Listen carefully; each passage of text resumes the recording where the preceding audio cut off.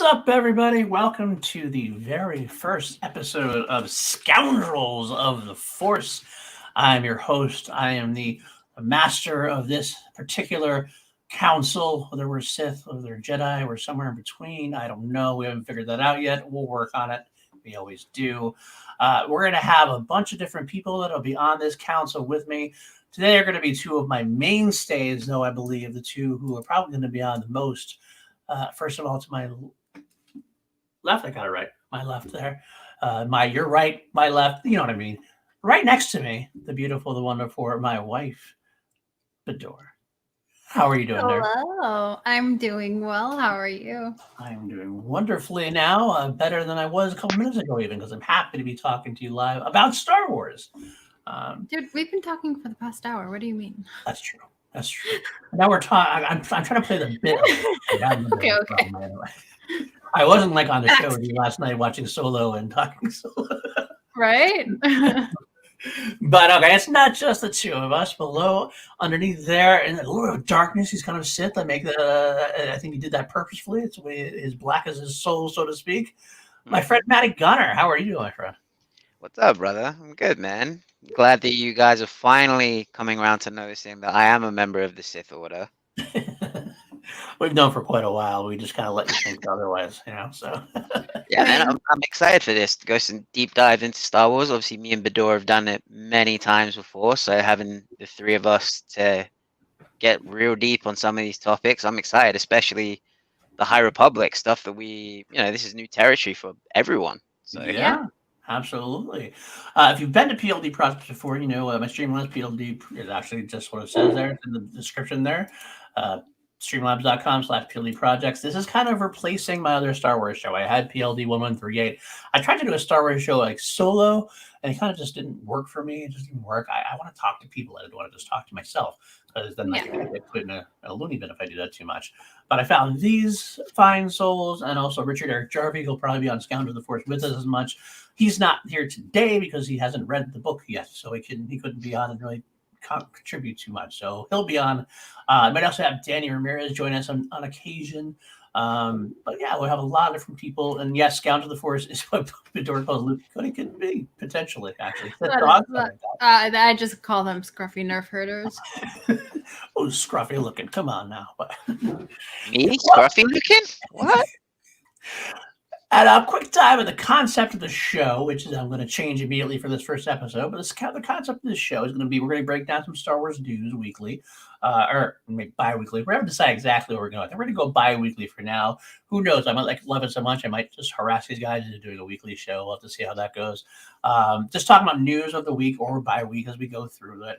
And then we're also going to do a little deep dive into some Star Wars media, whether it be a book, a movie, a comic arc, something to that effect. We'll do our looks on it, our review into it, some of our favorite parts, and then try to tie it in with all the Disney stuff going on. We have movies and plans. We have Disney, like 1,000 Disney Plus series being pitched. We got a couple of comics, a couple of books coming out, and tie it into what we would like to see in the future. Because Star Wars is always a rhyming stanza, so to speak. You always kind of go back and pull things, and that's some of the best part of Star Wars, the nostalgia aspect and how they can do nostalgia in the right, fun way. But I'm going to turn that aside, though, because this is going to be the High Republic special. We're going to talk about the High Republic just began. The first couple of books that have come out. Charles Soule did the High Republic Flight of the Jedi, which is phase 1 of the introduction of the story. We also have a couple other young adult stories. We have the comic book that came out. We're going to do some going into that. I've read all 3, so I'll be talking about that. But Dora has read the 2 books. Maddie read the first book and the comic book. So between the 3 of us, we'll cover all our bases. We'll do a brief look into the rest of the High Republic that's planned to come out so far this year for phase 1. And that'll be our show for the day at that point. So without further ado, why don't we get right into the news of the week.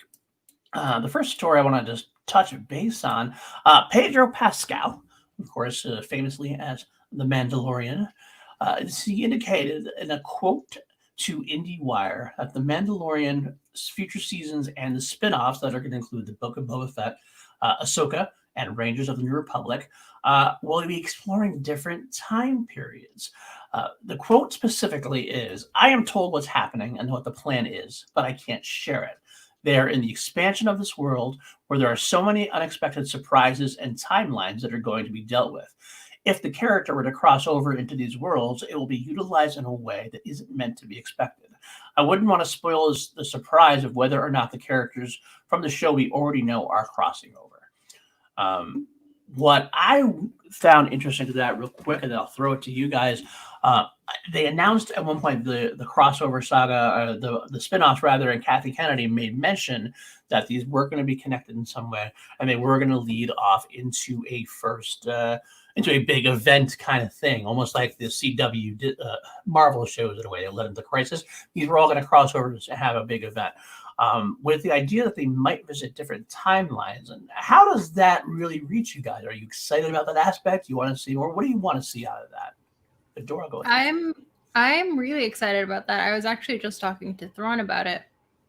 Maybe they're gonna tie in stuff from the sequel trilogy in these shows going throughout the whole thing, because we were talking about how everyone was complaining about Luke in The Last Jedi. Well, maybe these shows will show us little aspects here and there of how he failed over and over again to get him to the point where he gave up.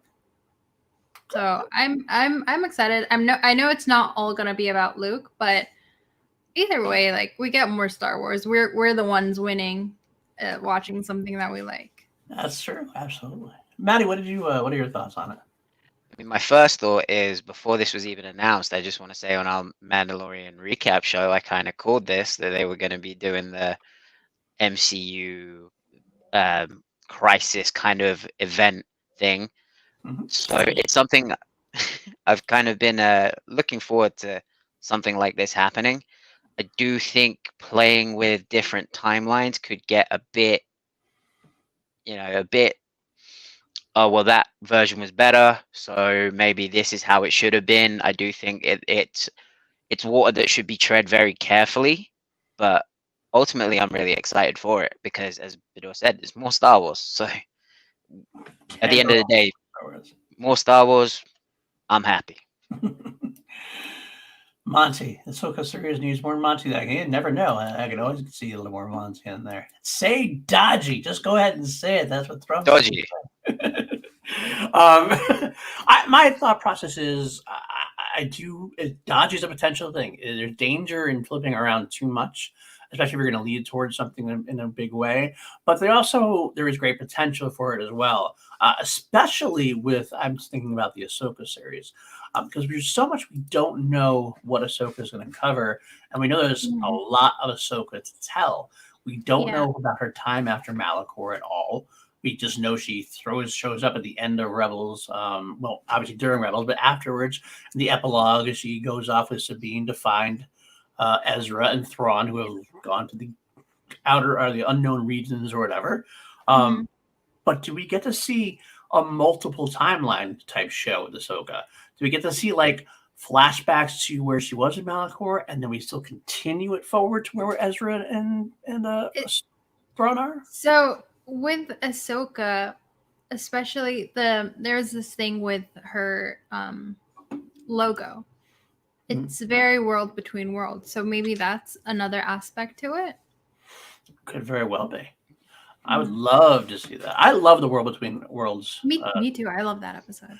And it lets you get away with a lot. It could be dangerous if overused, because it gets a little wonky timeline-wise. At that point, you don't know what's going on with what. But I think you could use it properly, like Filoni did. You could lead a lot to that. What about you, Maddie? What are your thoughts on that? I mean, at this point, I'm just like, in Filoni, I trust. Like, anything he wants to do, especially when it comes to Ahsoka, I'm all here for, because he has such a care of that character. That character is his baby. I just have one moment that I want to see, and that's a sit down between Ahsoka and Luke. So because all Luke knows of Anakin is that he's Darth Vader. But I would love for Ahsoka to be the one to be like, this was what your dad was like before he fell. Yes. Maybe with the world between worlds thing, maybe she could even show him she could like pull up these things and be like, look, this is the time that your dad saved all these people. Your dad did all these incredible things. Yeah, he was flawed. Yeah, he fell, but he fell for the right reason, for someone that he loved. Right. Yeah, and with that, I'll add to what he says. It could be also a moment where Ahsoka didn't know that Vader came back to the light. Anakin came back to the light side. It could be a moment where Luke tells him he brought him back, and there's like this this image of that, and I read it and I was sobbing. I was like, tears. I don't. Where was I with you, PLD? I don't know. Yeah, you might share it maybe. I was like, dude, what am I reading right now? Why can I say that? I do want to say, Monty, is the Ahsoka series using the scripts from the Rebel sequel that was in the works? I'm not sure about the scripts themselves, but I do know that the idea was they had the Rebel series, sequel series in mind. They had developed it. They had started doing it, and they did scrap it because it was becoming Ahsoka story could be told in live action. Are they using the same scripts? I'm not sure. I do think they're using at least using the concepts from it. Is my thought on that. But hey, it's Sabine in live action. Can't wait. And is it going to be Ezra and Thrawn in live action? As we were also thinking. I mean, Thrawn is in my DMs, but you know. I mean, it always got the perfect casting for Thrawn. That's Some true. that we haven't all been talking about. Ed Harris. Ben Bateman. Blue Bateman. Blue Bateman. I actually have to thank Thrawn for that one because he sent me the picture. And he didn't realize like what he was sending me. And I was like, dude, it looks like Ben Bateman. He's like, screw you, I cannot unsee it. That's true. It's true. Real quick, Weston saying, I do think the time travel aspect should be revisited only after one or two of these shows have been built up and more trust out of the MCU. It's not a bad point. I mean, you kind of count if Rebels has built up that trust already, so that does kind of count that way. Because that's successful, they might be able to get away with it. It's true, but interesting. Also, only time travel aspect gets canon because they sealed the temple afterwards. Yeah, but you know, Thrawn that can always be changed. Let's be honest. Yeah. So,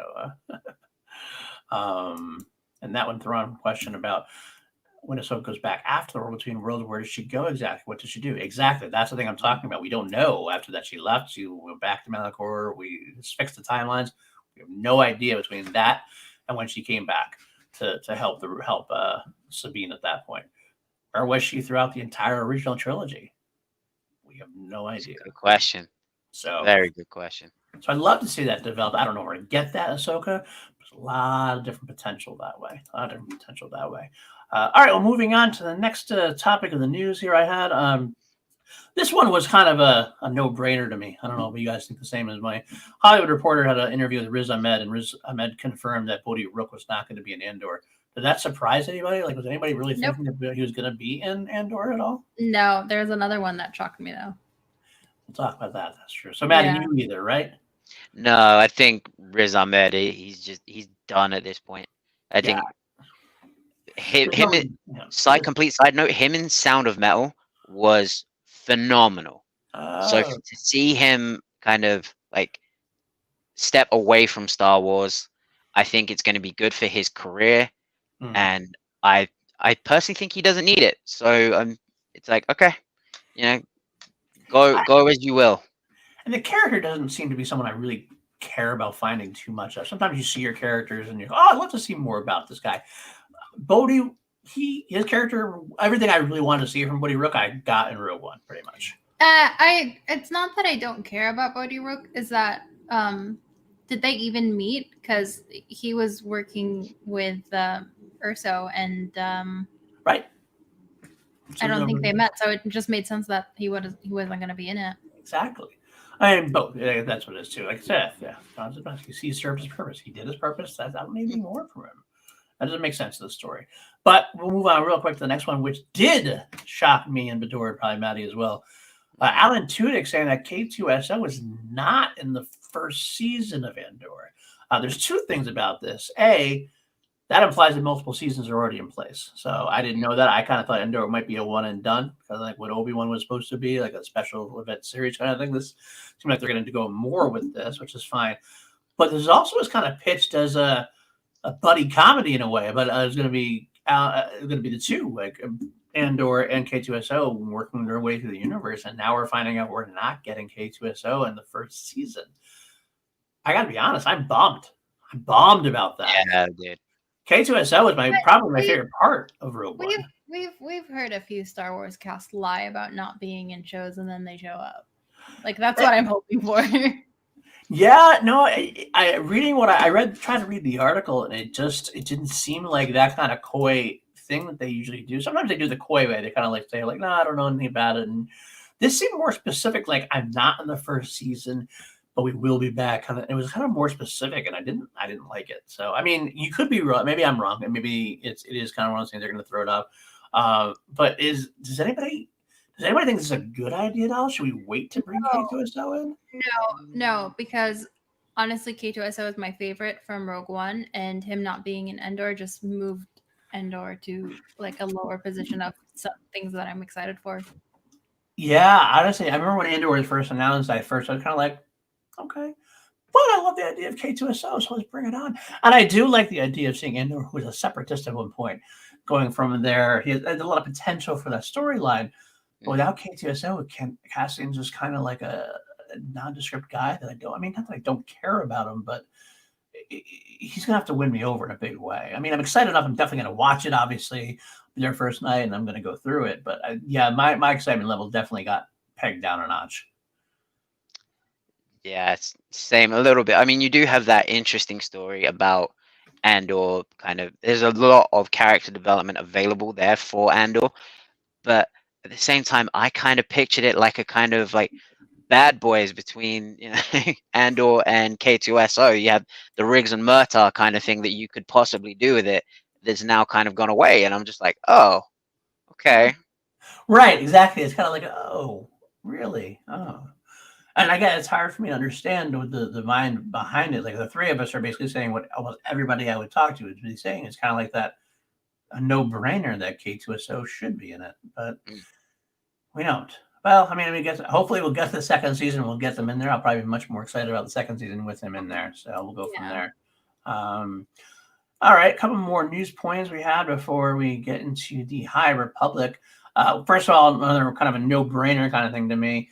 Some of these quotes that people come up with are just like Star Wars is the one franchise. I mean, maybe MCU now as well. People just kind of ask them always about if they had any hand in Star Wars, or I think they always ask them about it, whether they like to come back. In this case, Collider asked Jason Isaacs about coming back to be the Grand Inquisitor again, despite Grand Inquisitor, spoiler from Rebels' untimely death and everything else. Jason Isaacs talked about it and said he's very open to coming back and loved talking to Katie Sackhoff about making the jump from animated to live action. Jason Isaacs playing a Grand Inquisitor in live action.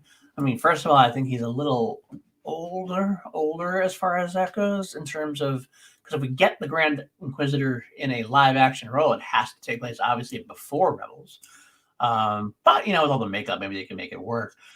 But I don't know if there's ever any call for this.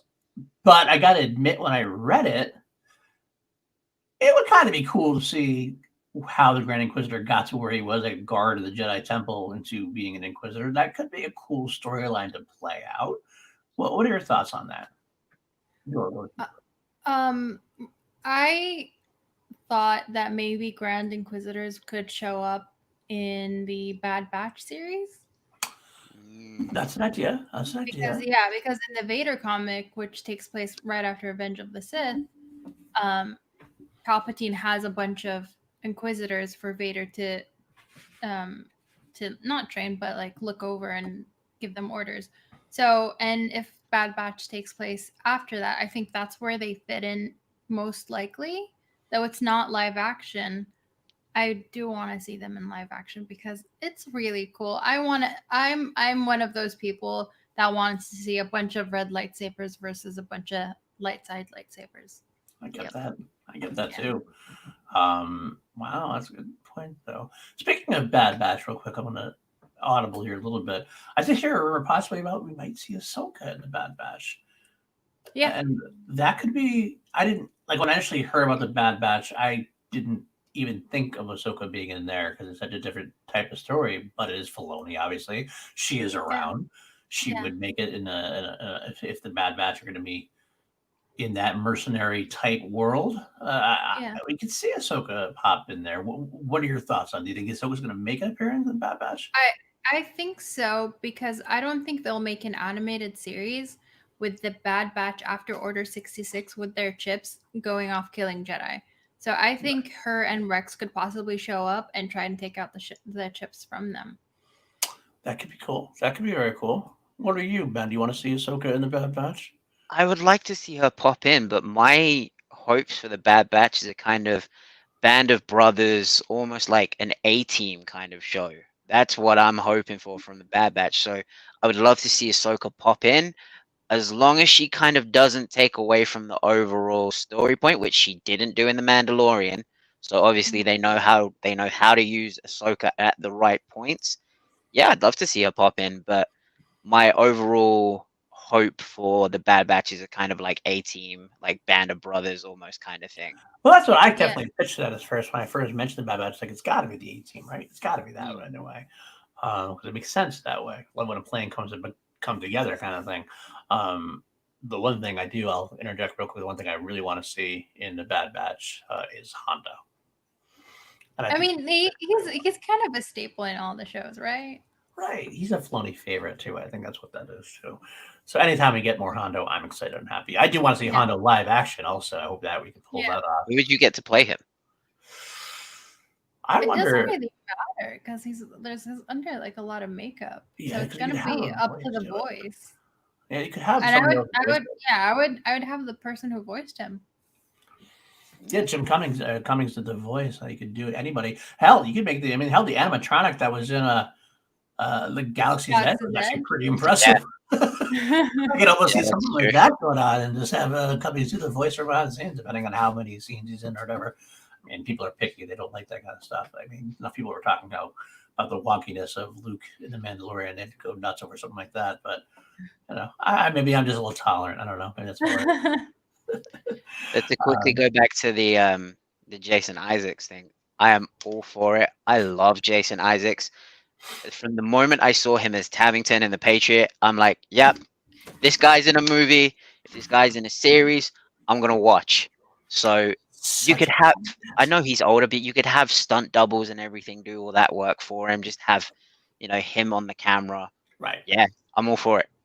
I love that too. I do love Jason Isaacs and the Patriot specifically. If you haven't seen the Patriot, go watch that movie. It's damn good. Damn him, damn that man. As Ben and Drew would say. Yeah, okay, the last little news bit we'll touch on. This StarWars.com introduced an article saying that there's going to be a book. I should have written on the author. I'm bad. But it's going to be called Skywalker: A Family at War, and it really impressed me. I love a lot of the books, a lot of the reference books, and a lot of the fiction books. This threw me at something which was kind of unique. It was a telling of the Skywalker family history from a kind of I think, an in-universe kind of view, almost like somebody took a biographer, decided to write the family history of the Skywalkers with the knowledge that we all have, having seen the media. So they're taking the beginnings of like Shmi Skywalker from way back in the day, Shmi Skywalker, and bringing it all the way up through Ben Solo and Rey Skywalker as it is. Um, I love the concept of this. I think because I always am drawn back to the Skywalker saga. Everybody, says they want more away from the Skywalker saga. I get it, but you give me more insight into the Skywalker saga, more different viewpoint of the Skywalker saga. I am all in on that. Mm. What do you guys? I mean, are you guys excited about this idea? Is it boring to you? Do Yeah. you have their I'm, been there, I'm done that? excited. I'm excited for it just because I want to see if they link it to. I didn't read the comic, but there was like one comic that alludes to Palpatine possibly being the one who manipulated the Force to be Anakin to create Anakin. So I want to Right. see if that one is explored in the book to connect it to the comic. That would be cool to see. We could potentially get that. There's so many different things we can get, right? I don't know, Mhm. but what are you, man? You're interested in that? I think, yeah, I'm definitely am more excited for it than I was when we originally first started talking about it, because then I thought about when I read the Kylo Ren comic book. I was like, okay, there's a lot more here that can be explored. So to get a different take on the Skywalker family, Absolutely, because you could also go into Leia and more stuff that she was doing. You could go, I know it's a hot topic, but maybe Mara Jade comes up. I'm always going to hope for it. But yeah, I'm definitely excited for this. Kristen Baver, Baver. That's the author here. And there's for the three generations, members of the Skywalker family, whether born into the name or chosen to carry the legacy, struggle to balance their own emotions and external strife in the galaxy far, far away. It examines events that unfolded in the Skywalker saga on screen, books, comics, and other canonical storytelling. So that's like the whole shebang, right? Getting it all together in one book. Yeah, I'm excited for it. That's potentially life-changing for me. I love the idea of all this. So, but is it going to be written as a biography by a Skywalker, or is it written as, like the Legends of Luke Skywalker kind of type of situation? I don't know. It says the text will encompass the prequel era through the sequel.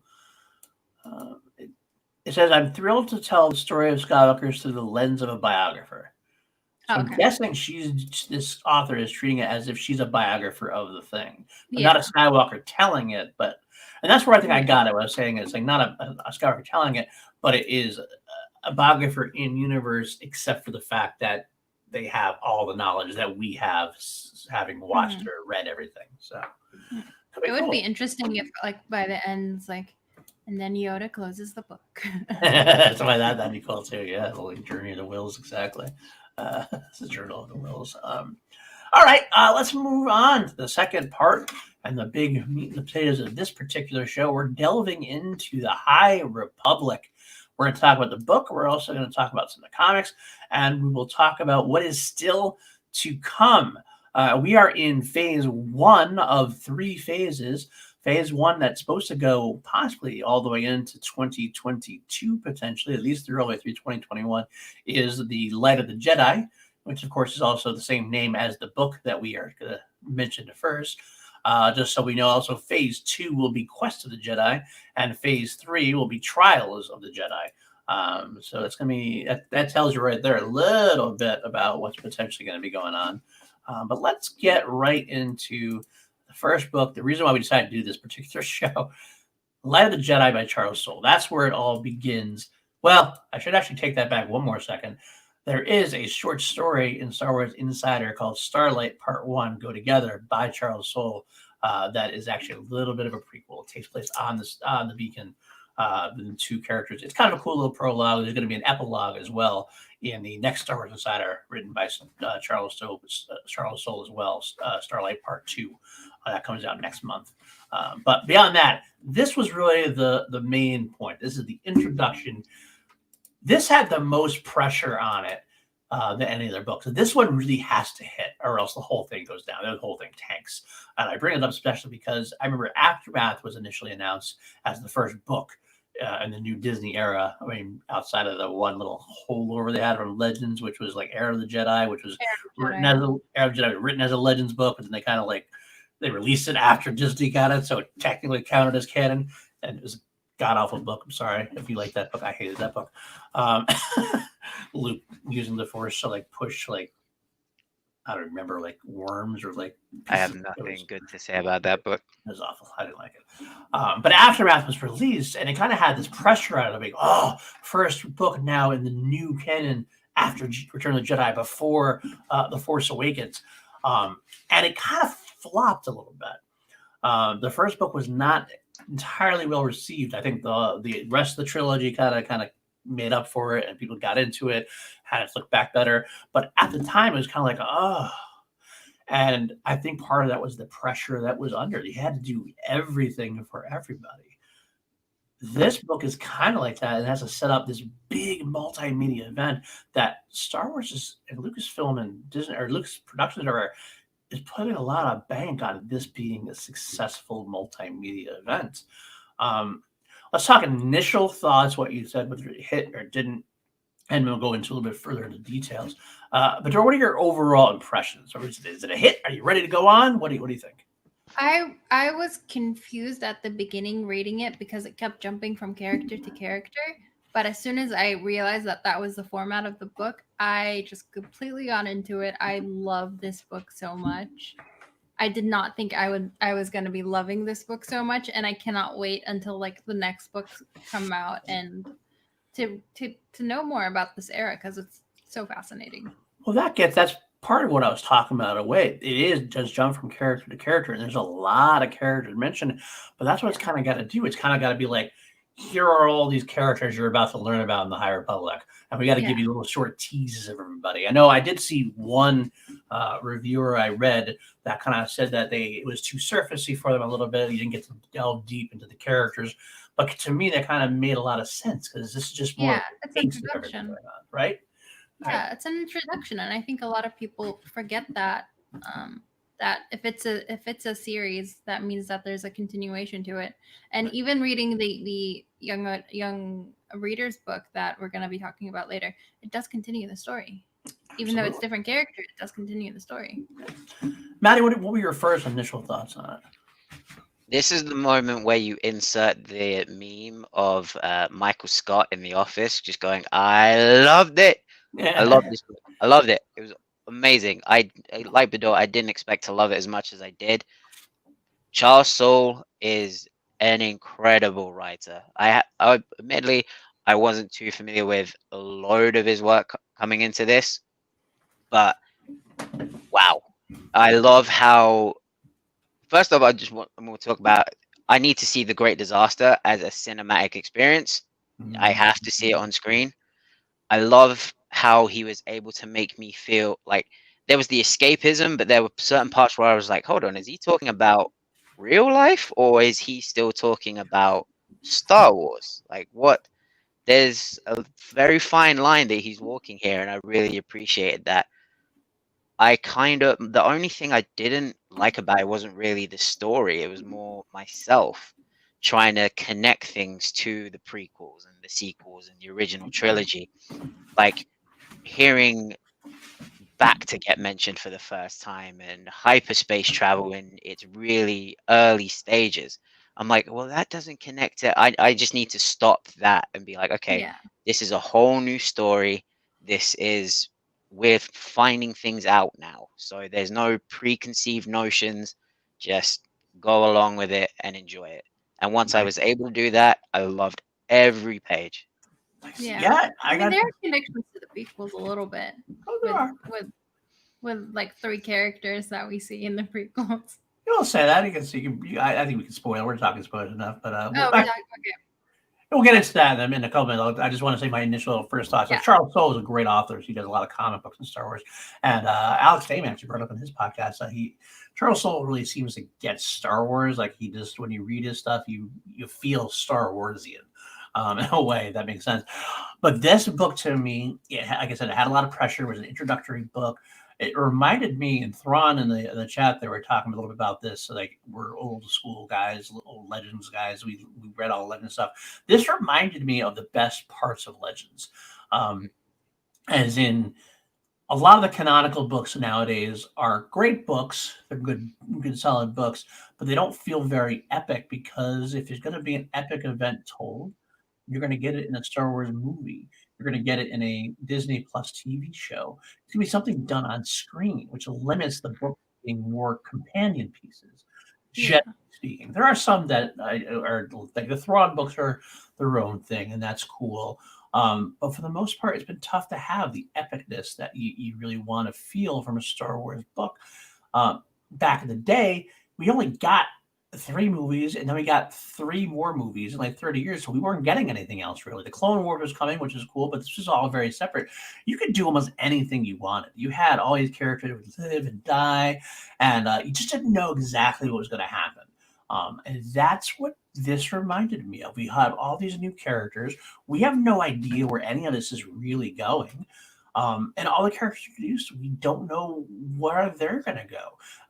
The first character in the first chapter was this captain. I'm like getting to settle in and know this captain character who's flying the ship. Like, okay, so this is going to be a big part of the story. Okay, this is going to be. And then, like I said, spoilers, dead at the end of the first chapter. Like, wait, what? Already? I loved and hated that, because it's such good character work that they make you invest and care about all these characters. And it's like, oh, no, sorry, they're dead. In one chapter. And I was like, ready to go. Like, what the fuck is this? But I love this. Yeah, and then there's this poor guy that wants to ask a chick out, and then he's like dead. I'm like, this poor guy. Didn't even get laid for Shoot your Christ's sake. shot, Poor guys. You never guy. know. You never know when time's coming. You know. You never know when a great disaster's gonna bring your chances of getting some. You know, it's like, take your shot. You can.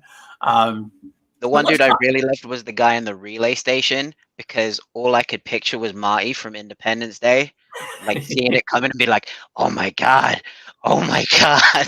Oh my God! Yes, go get the mic, get the mic. Yeah, exactly.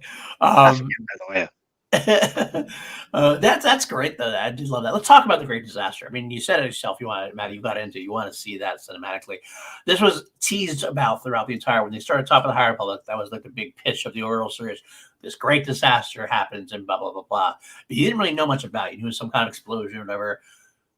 The Great Disaster really lived up to its pitch there. It really was a big deal, and that's not something you usually get outside of the usual Death Star or Sith, warfare like that. I love that. I do agree. I want to see this cinematically done somehow. I don't know if we're ever going to get a movie on it, but this could be pure visual bliss. Love it so far. Wait, I think it's part. I think there's like an image of it here. Okay. Yeah, sure. Or just tell me where. It all happens so suddenly, you know, like everything is so calm and peaceful, and like everything in the galaxy is going according to plan. Then suddenly, bam! First chapter. The kids book, like they just have these images of it, and I'm like reading it, and then coming to this book and flipping through it. I'm like, this is so cool, right? It really is. So it's awesome to see that it started out that way. It was also, let's be honest, talking about just the great setting we had in general. We have this republic, which is a very different republic than we've known. It's a republic that's really at its height, where everybody's trying to do good, everybody's trying to do right. There's no really palpitating control. Everybody seems to be, for the most part, pushing for a betterment of the entire galaxy, trying to get people involved, and you really like feel this desire of wanting to do best. I liked that setup because it was reminiscent enough to like it seemed familiar. Like it still seems like a Star Wars galaxy I knew, but yet it was different enough where it was just old enough that it wasn't like radically different, but it was different enough to go, okay, I see where this is like a couple hundred years or 100 years whatever before where we are now.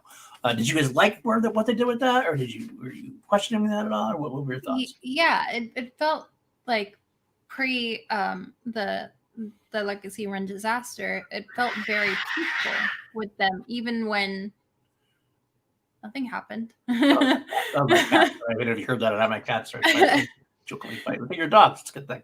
Yeah. Good thing they didn't hear or they stopped barking. But yeah, it felt like a peaceful moment in the galaxy. Like even when this was happening, you felt them all united, trying to save this planet before figuring out that there's people inside those. Right.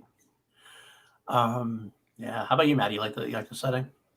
I did. I like that everything was all peaceful, and you know, the very first planet that we see get hit is this agricultural planet. You know, these are just farmers. These aren't like warriors or anything. These are just peace-loving people. But it also lends to that saying of, if you want peace, prepare for war. Like they've grown complacent in this peace and this happiness to the point where like, nothing's gonna go wrong. We got the Jedi protecting us. We got these beacons and everything. We're all good. But Right. then, wham! You get hit with this disaster, and then suddenly, it's not there's obviously the great disaster, but then there's obviously everything that goes with it. You read in the first chapter how people are trying to get off this planet. Ticket prices to get off the planet are rising. There's not enough ships. People are essentially disregarding the news of this. Like it goes back to what I said of tying in with reality, of being like, it's nothing. Like they're making a big deal out of it. Let's just stay here, get on with our lives. Nothing's gonna happen. And it's like, wow, this is a really different time. Yeah. Agreed. And they did a great job of upping the ante. They started with the small.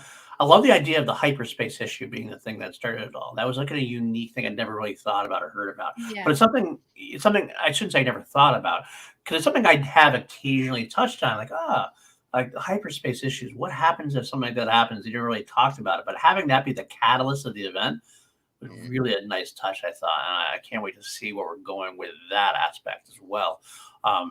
But moving on real quick, we're actually going a lot slower than I thought we would. A lot to talk about. Only got about 25 minutes or so.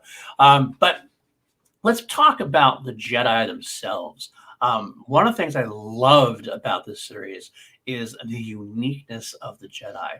We get introduced to a ton of Jedi characters, but we also got introduced to a lot of different conceptualizations of the Force, and they were very unique to things that we hadn't seen before. It wasn't just like the sea of Jedi, everybody doing the same thing. No, each Jedi kind of had their own view, and it was a very distinct view. And how they interact with the Force and everything else. I'll call it out right here. My favorite character in the whole book was Elzar Man. And I loved what Elzar Man did. They talk about how he loved experimenting with the Force. But it gave him like this reputation of being unreliable. He never wanted to use the Force in the same way twice. He always tried to do something unique. He went learning, and it stopped him from being a master for a while until the end of this book. He became a master finally. He had this great. It kind of reminded me a little bit of Thrawn might get this. I want to say his name is Ganner, the guy in Legends who had a very unique technical. He used to do technology with the Force. But it was very much different than everybody else. The whole thing reminded me a lot of some of the new Jedi Order stuff that they did in Legends. The beginning of it with the potential of that. I'll talk about that more with Nihil. But like I said, Elzar Man specifically, he was a cool character to introduce, and he's one of a bunch. I mean, we get into the other ones there, like the main kick-ass Jedi that she was, the main one. Avar Kriss. Avar Kriss, yes, thank you. Bring in the old legend stuff about the battle meditation, which is pretty much what the battle meditation was from. Right? From KOTOR, totally. Right? Yeah. Totally. I find it very interesting as well that when she meditates, she folds her hair into a mandala, which obviously got taken from real world. The mandala it's a symbol of focus, represents the metaphysical cosmos. It's a symbol of essence of wholeness. So bringing that in as well, I was like, okay, I like where they're going with this. This is pretty cool. I loved how it was described as a song. Hearing the difference because it's like an orchestra, right? The Jedi were orchestra, all Jedi playing their parts of the music. It was a beautiful description, and it let me see exactly what they're talking about. But I love the new Jedi. I want to see more from them. Ethan, we can go on more of the Jedi. What about you, Bitter? Did you have a favorite Jedi that you liked? I did. The ones that I connected to most, I love Elzar and Avar together. Yes. But the ones that I connected to and I thought their relationship was amazing were Loden and Bell. Their dynamic is so interesting, and and I told PLD this. There was like a certain chapter where, spoilers, I thought he was gonna die, and I legit stopped reading the book because I didn't want him to die, and I was complaining to one of my friends. I was literally messaging her, I don't want to read the book because I don't want my favorite character to die. And I was like freaking out this entire time. And she's like, read it, then you'll find out if he's dead or not. And if he's dead, you could always reread the book and he'll be alive again, and then you can stop. That's right. Oh, I love that so much. I did love that. That whole outpost was really cool. What was the name of the old guy there? The old cook? He's the one who retired. Know, but I want to try. I want to try his food. I'm really bad with names. I admit I'm horrible with names too. But yeah, do you know what I'm talking about, Matty? I know who you're talking about. I can't remember their name though. Yeah, he was another guy that was really a cool character though. He had the action sequences, and like he really showed how much of a badass he really is when he needs to be. Yeah. So to see more of the whole outpost was really cool. I did too. I also thought that Loden was going to bite the dust. I was like, I don't know how the hell he could get out of this, and yet you never know. So, but interesting. There's like maybe a theory to him, maybe Yeah. Later on, Yeah. we'll go in it later on. Okay. Okay. But All yeah. right. I mean, I really liked Yoda. Yeah, I really like Loden as well because there's the old saying of that goes back to Marvel: with great power comes great responsibility, and each Jedi knows they have power. They are selective with how they use it, and we see at the start, Loden is like, okay, don't even show these people your lightsaber. Like, we can resolve this peacefully. And as you get later on, when he's chasing down the Nihil, he's thinking, how can I, like, these are evil people, but how can I take them in alive? Like, I don't want to kill anyone, but I know I have the power to, and I may need to. So Right. he's someone that I feel takes in all eventualities, and I think that's a massive difference between the Jedi of today, of the High Republic, and of the Jedi of the prequel era. Yeah, So, I I mean, you completely have agree. it where they go to the oh, what was that? Alfrana, where they refer to the Jedi, the statue of the Hoods being from old times. We've Mm. seen how the Jedi kind of regressed back to those Right. old times instead of evolving with the galaxy. I found that to be really interesting. Fascinating. That when they said that, I was like, wait, they were like that in the prequels, so have they gone backwards? Right. The digress. That's actually a great point. Yeah. Great point. I mean, I'll like connect them to like the royal family, how they're very old fashioned. Yeah. Good call. Good call. And I mean, especially that Jedi Council meet kind of Yeah. section, that chapter there, that was probably my favorite chapter because they're all sitting there, they're debating whether they should do something or not, and that was ultimately what led to their downfall. And then you have Yarrow Proof coming out and saying, "Yeah, we're the guardians of peace and justice, but we need to be careful because often those two ideals can clash." Mm. Yep. And I thought that was Exactly. really interesting. I like that. Powerful Too. words. Very powerful words, indeed. I do like. You know what? Let's not move on quickly to the. Let's go to the bad guys now. The Nihil. I will say real quick. This is what reminded me most. I kind of like. I keep bringing up the New Jedi Order. I know that a lot of people. There's a lot of people out there who, if they read the New Jedi Order, didn't love the New Jedi Order. They did thought there's a lot of problems with it, and the Yuuzhan Vong storylines. Um, I myself think the problem that the New Jedi Order had was that it was kind of a 5 book story that kind of got spread out to 19 books. So it's kind of a lot of filler and a lot of things that happened. It was kind of like, we could really could have edit this down. But the Nihil themselves actually remind me a lot of the Yuuzhan Vong in terms of it's a very nasty group of people, and the Yuuzhan Vongs either a race, an alien race from the outside of the galaxy. In here, the Nihil are this nasty group of pirates, nasty group of things. And I got to be honest with you. When I first read that the Nihil were going to be the main villains of the High Republic saga, along with some other villains that they're actually talked about, but the Nihil are ones they mentioned that they were going to be bad pirates. I wasn't thrilled. I was kind of like, I mean, Really? how many times can you do? How many times can you do the Sith? I get that. How many times you really do Dark Jedi? It kind of gets repetitive and boring. And yet, I love the Force. I love red lightsabers. I love that kind of stuff. So it's kind of like, okay, how can the pirates be a match for the Jedi at their peak in a way? That's my whole concept of it. I'm happy to say, and I'm very happy to say that they proved me dead wrong. I love the Nihil after I read them. And I love them even more at the end of the book. And that's something I want to bring up real quick is that throughout the book, I kind of like, okay, these are cool. Yeah, I liked them. I liked him. I liked Marchion Rowe, the main guy, and his 3 Tempests. There's kind of a great political, I say political, but it's the more leather. They're obviously but they're still socializing with each Political. other. Yeah. It's still a political battle with each other within the group. I was like, Rowe's still kind of a pussy. You still felt like it was not that great of a character at first. And then at the end, when he pulls all his machinations, you're like, oh, this is Marchion Rowe. This is the bad guy here we're talking about. This guy kicks all sorts of fucking ass. Mm-hmm. I see now, and I will say one more thing. I'll throw it to you guys in a sec. One of the best parts about this whole book to me involved that because did a great job of introducing this great disaster. But a book has to have its own self-contained story. But this would have to be both the self-contained story and a springboard to a big event series. And this was able to do that perfectly. Because at the end, I thought at one point they started like tracking down the Nihil, like, oh, they're going to catch the Nihil, and that's how is this going to be spread out?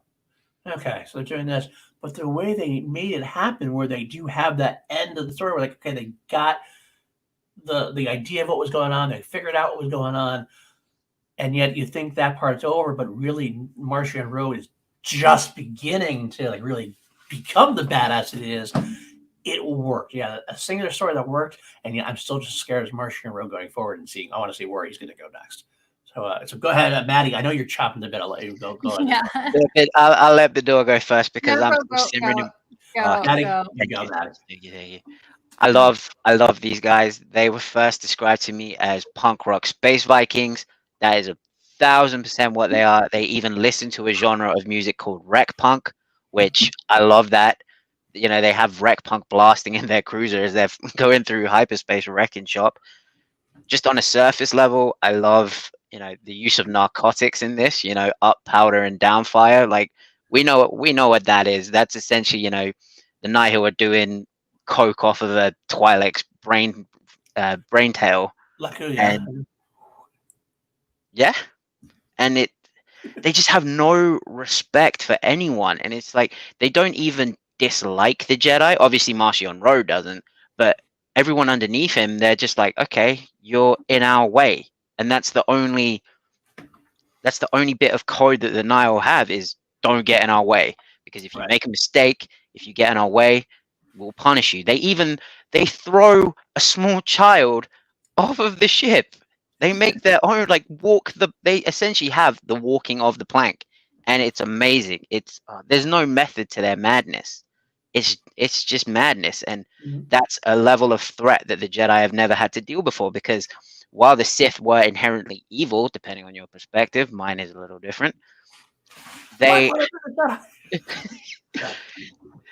the Sith had order to them. Right. The Nihil don't, unless you count like at the top. They're just chaos.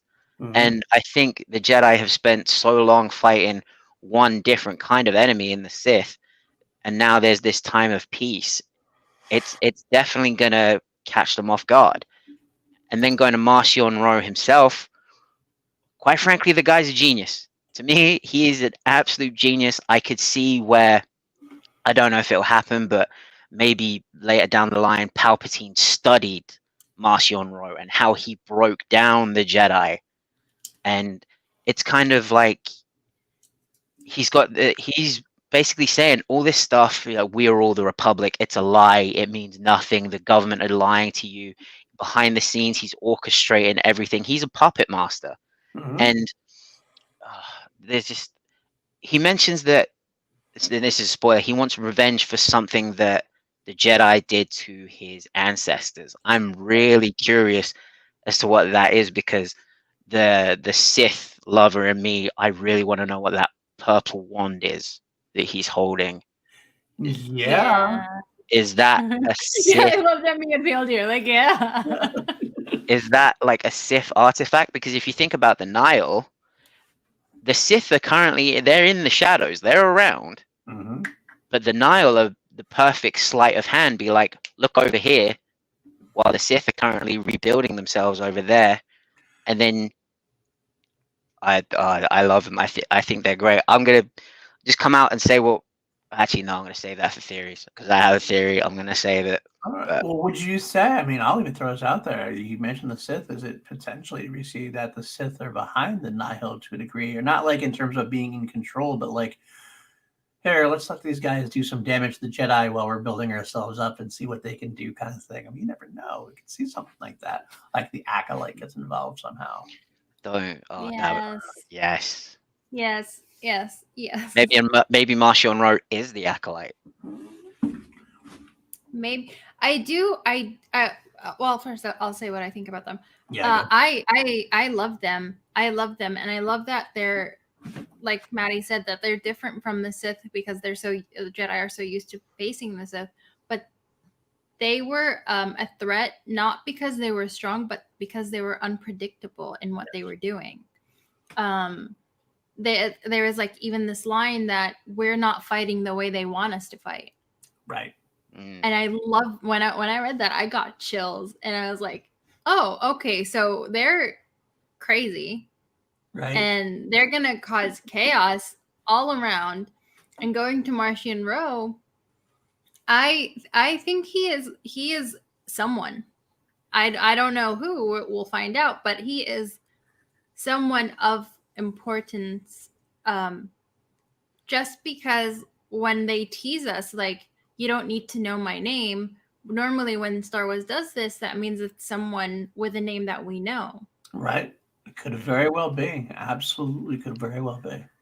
Yeah. I love saying that. You know what? I love this book. And can I go back to the moment where the Legacy run was happening, and they were all the Jedi, even Yoda, was meditating together just to move the To Bene Gesserit. just to move the ship away from the Bene Gesserit's son or something that they missed it by like a little bit hit it, and I was like, this is the Jedi. This is what I want to see from the Jedi. This is what I want to, and I want to see the opposite from the Sith, like the complete opposite, the complete like chaos from the Sith that they bring, the rage, which we'll talk about in the second book, which I'm really excited about. Yeah, very much so. But Martian Rowe is definitely someone. He knows how to exploit the Jedi and their weaknesses. You even saw, like, he had those 8 people in pain to block out Odin from using the Force. That he had to have known something about the Force to know that. Yep. Yeah, he said something about his grandmother teaching him, or like his grandparent.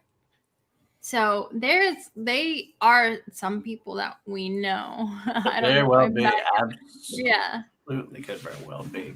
We'll go into some theories, Matt, before we move on, but I do want to say, maybe first, I just want to talk about some cool connections with the Star Wars saga. We do know, obviously, Bedore mentioned it before, we have a couple of Jedi that we know from the prequel era. We have Yoda, obviously, makes an appearance. That was kind of known. That was known that he was going to be around at this point. So seeing him was always good, though. I do think they used him properly. They didn't overly.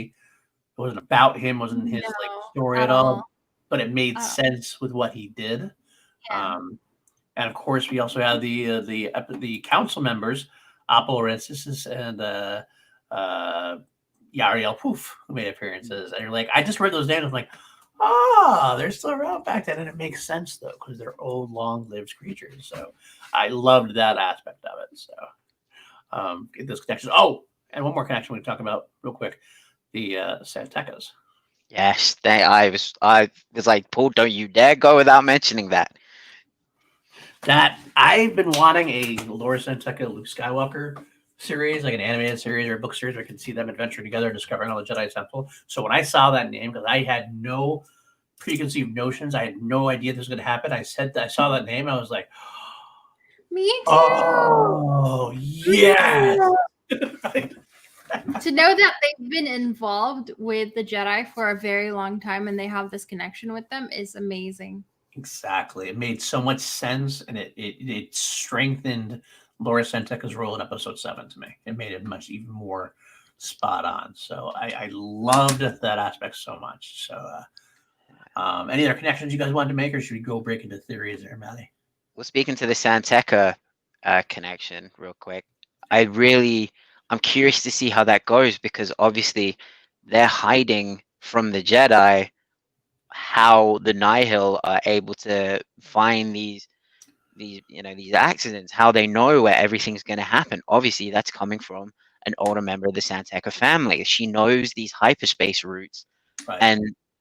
and Marchion Rowe is using her to exact his grand plan. Right. I'm really curious as to how that happened, because she has been a part of she's been a tool of the Nihil for so long. She's essentially like an old hand-me-down. She's been passed down from generation to generation. Another one was the mention of Iradu, which was Tarkin's home planet. That's true. I was like, Ooh, like that. Yeah, I'm interested in how they could use some stuff there. I also dropped my pen. I also like that the Santekas were mentioned. Like they kind of know more than they're saying. There's that like background. They obviously know a little bit more than they're saying. So I'm interested to see how deep that well is going to go. Because I feel like they're still good people. I feel like there's very good people there, and they're trying to protect either their relatives, so to speak, or just the knowledge that she was involved at all. But it could be dangerous trusting them fully as well. Yeah. But anyway, sorry. So you know what? Let's break into there. We're actually running a little bit late. We still have some other books and comics to cover and short amount of time. So, Maddie, why don't you go tell us about quickly about your theories? What do you think's coming up next in the overall? So my theory in the overall is, I think well, we've talked about it now. Marshawn Road knows more than he's letting on. He is someone. There is a reason he killed that guy with Loden's lightsaber. I think it's another huge part of his plan to cause unrest and mistrust in the Jedi. He could appear to the galaxy and be like, look, your so-called heroes, this Jedi killed a man. He died of a lightsaber wound. Do not trust him. These aren't the peacekeepers you think they are. And like now the Republic is asking them to fight a war. It's like, you suckers, you are playing right into his hands. And it's like, where have we seen this before? It's the Jedi of the prequel eras repeating the mistakes of the Jedi of the High Republic. There's someone behind the scenes being the puppet master.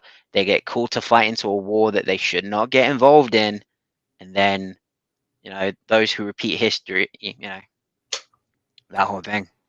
Yeah, with that one, I thought maybe he would, like, with having the people in pain and trying to possibly break down Loden and put him to his side. Could be, yeah. He definitely seems to be trying to push the envelope with him, and there's a reason why you're keeping him hanging around.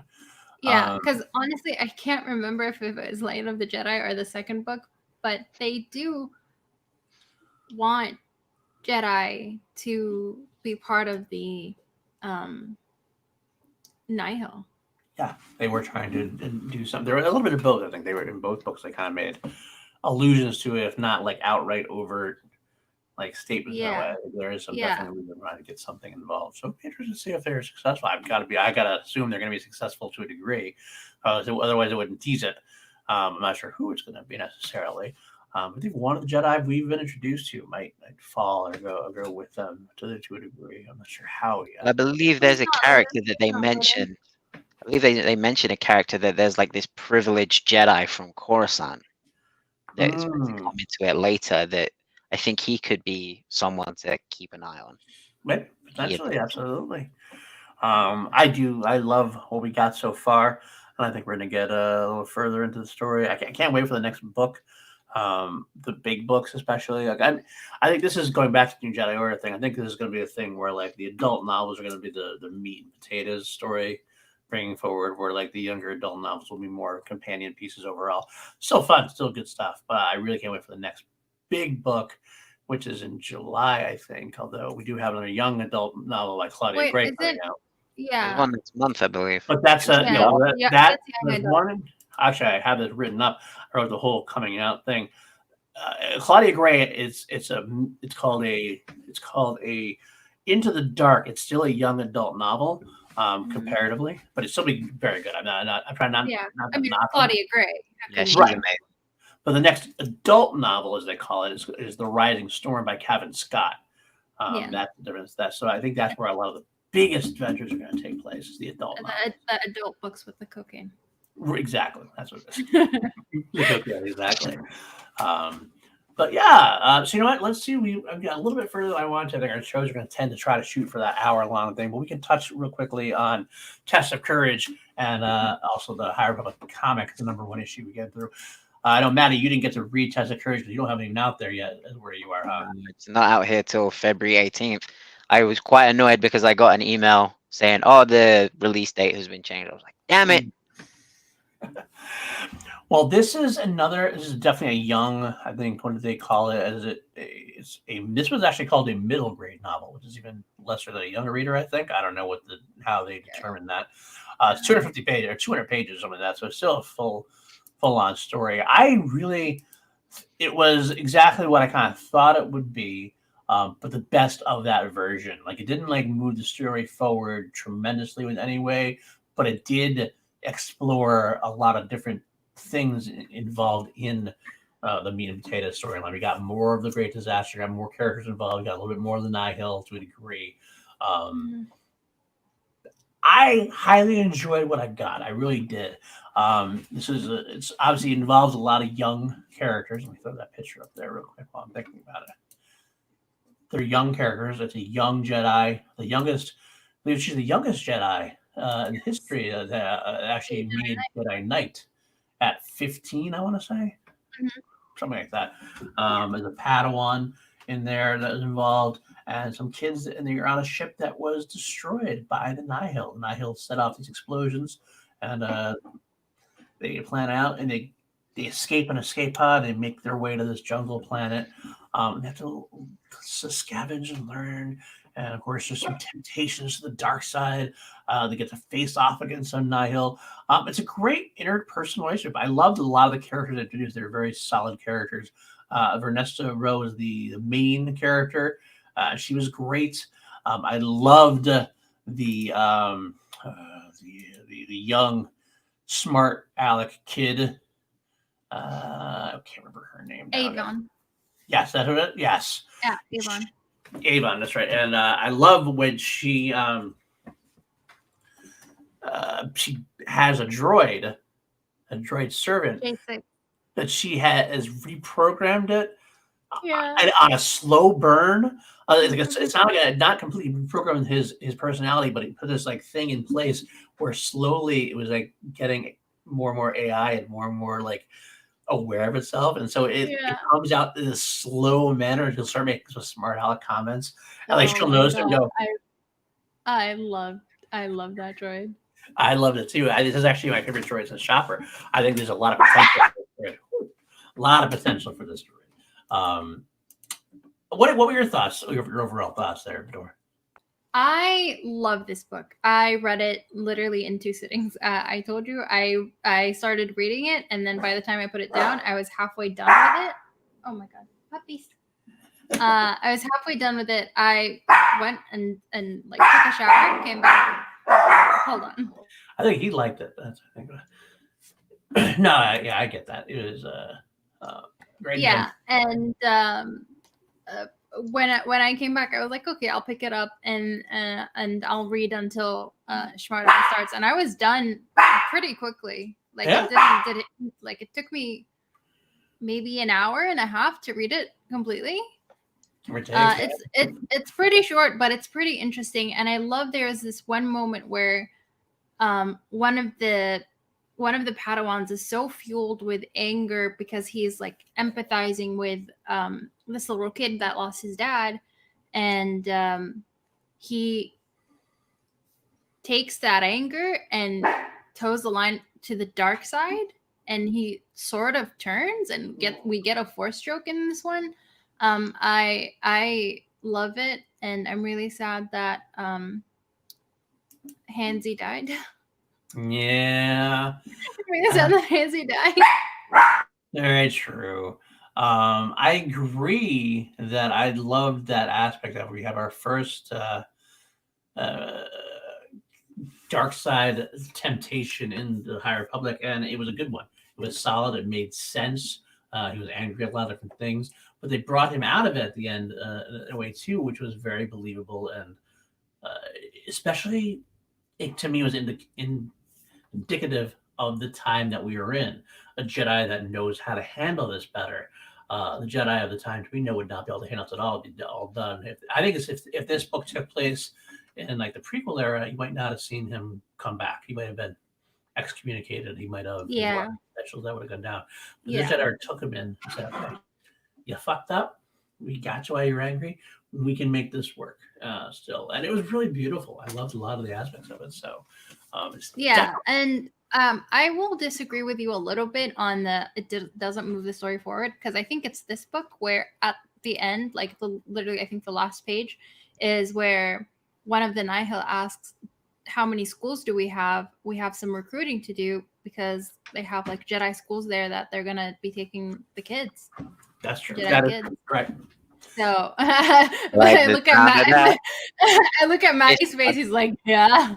I'm not by no means condone kidnapping kids. Yes, you However, when it comes to the Nile and them getting one up on the Jedi, all for it.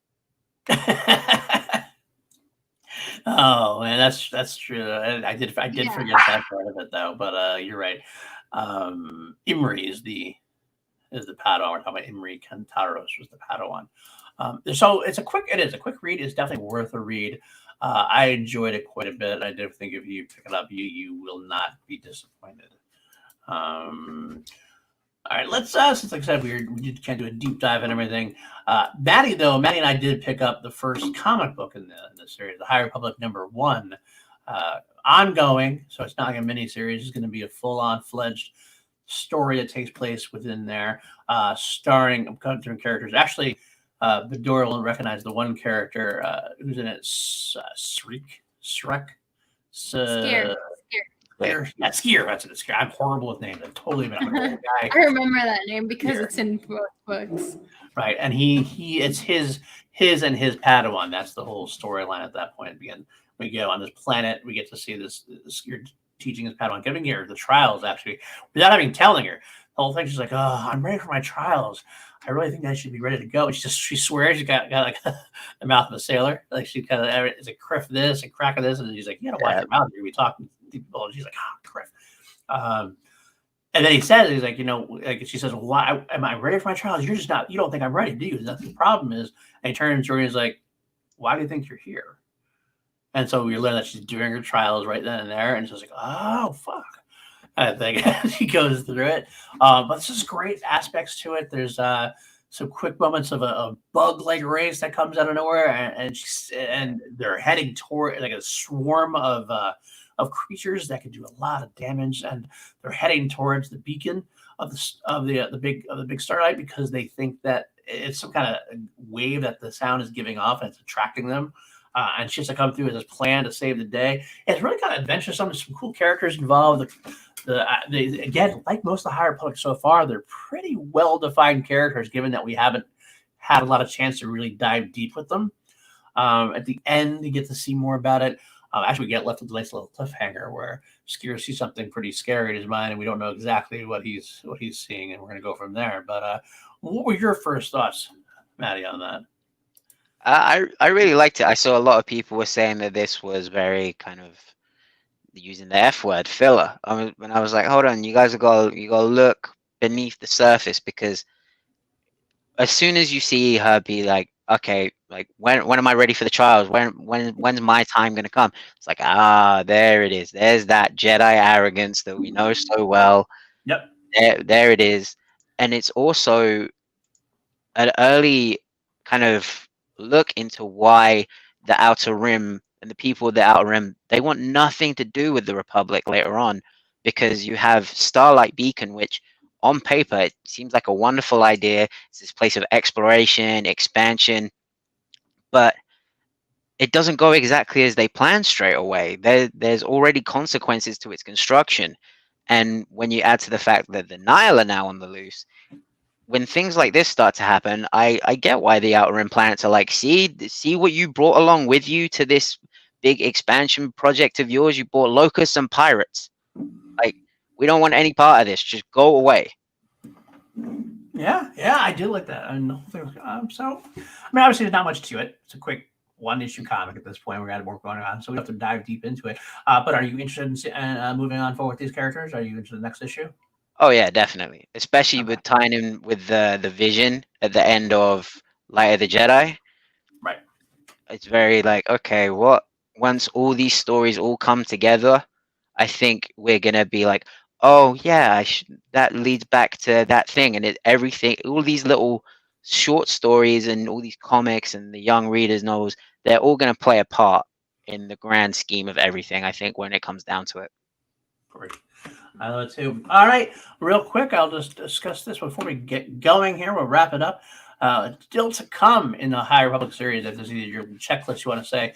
The next one is Into the Gray, the Claudia Gray novel, which I'm very much looking forward to. February 2nd is when that comes out. So in a couple weeks, actually. So I just finished one. I'm ready to move on to another one.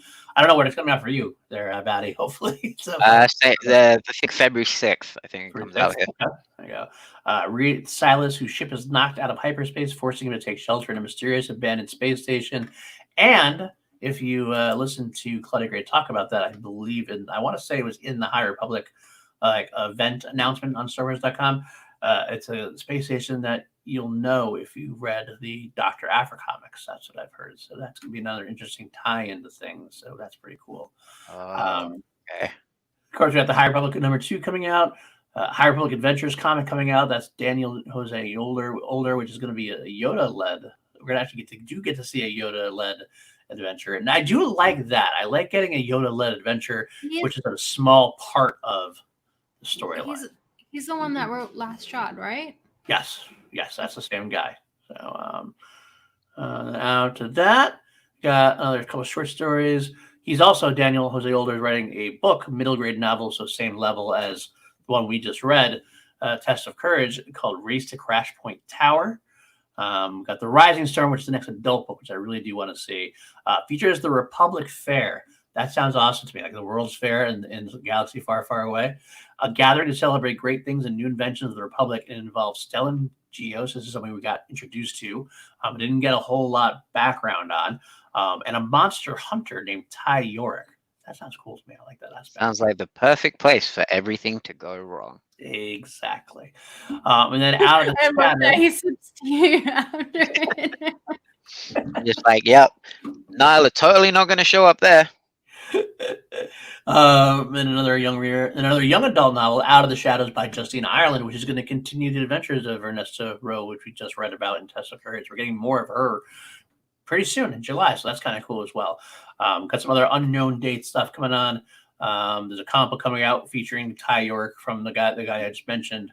Some more things like that. And one interesting thing that I wish I knew more about, but there's something called Star Wars: The Vow of Silver Dawn, which is a China exclusive web novel. It's not being translated to English. It's only available in China. And I'm like, that's interesting. So we're learning Chinese next I'm going to have to learn some Chinese. So we'll work on that, and we'll get back to you on that. So break out the old Rosetta Stone. That's going to be our episode for today. It's a little longer. Like I said, I want to shoot for an hour. This is kind of a big hill. We did have to cover 3 different things as well as the news. But Matty, where can the folks find you? So you guys can find me on Twitter at Matty Gunner, on Instagram Matty_Gunner. You can find me on the ONU MMA show over on twitch.tv/Matty Gunner TV every Wednesday and Sunday.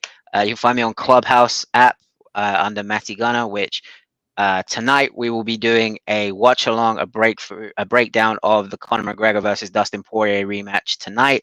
So if you're on the Clubhouse app, find me on there. We're gonna have a few drinks, have a good time, and watch some fights. Very nice, very nice. Yes, Weston, I'm shooting for an hour. I know I do go too long sometimes. I fully know that, but I'm doing my best. Medora, where can the folks find you? You can find me on Let's Get Ready Network on YouTube talking about Schmodown, and Let's Get Ready Net on Twitch, where we have my Star Wars show, The Holocron, and we do watch-alongs on Wednesday, Thursday, and Friday, and PLD and Maddie do show up sometimes. And then you can find me here doing Scoundrels of the Force now that we started it, and I'm really excited for it. And you can find me on Twitter and Twitch at BIDOOR. Perfect. Busy lady, and I'm gonna have to busy guy too. So at Paul_Izio on Twitter. You can find me on BLD Projects now. Scoundrels of the Force at least bi-weekly, hopefully eventually weekly. I'm going to see what's going to go on. I will eventually get back to my PLD Views, which is my review on the V franchise. I do eventually. I've been talking about this forever. Now that I'm starting to get some editing, I want to do the Harris stunts, which is me going through all of the Ed Harris films one by one, making you love him as much as I do, or die trying. Also, you can find me on the Call to Action Network, where we talk about the Schmodown. Every week we do Chilled Action, an interview with the Schmodown community, or actually it's bi-weekly now as well. We broke that down to bi-weekly. Some other new shows coming out. We just got a Patreon there. That's a lot of fun. Thank you guys for our support so far. Also, you can find me on Action Industries, Ben Bateman and Andrew Guy. I do produce usually their weekend shows, Thursday, Friday, Saturday, Sunday, rather, as well as doing our WandaVision review with them. We're doing more MCU reviews as they come out. I think that's it. It's definitely too much. I got more that's coming out that I can't talk about yet. We'll get there. I cannot talk about it yet. I can't talk about it yet. I am excited for you. That's very cool. Thank you so much. But with that being said, love you guys. Hit that like and subscribe. Maybe leave a comment for me. Be helpful. And let us know what you want to talk about. I think the first thing we might go into, we might break down the Phantom Menace. I want to keep moving back to. I figure let's start with episode 1 and go from there. That might be what we do. A little more Darth Maul action for Maddie and Bidor. Can't go wrong with Darth Maul action. But let me know what you guys want us to talk about. If you like the concept of the show, what you suggest, anything like that. I might not listen to you, but I might. You never know. So without further ado, may the force be with you guys always. Love you. Salute. Take care, guys.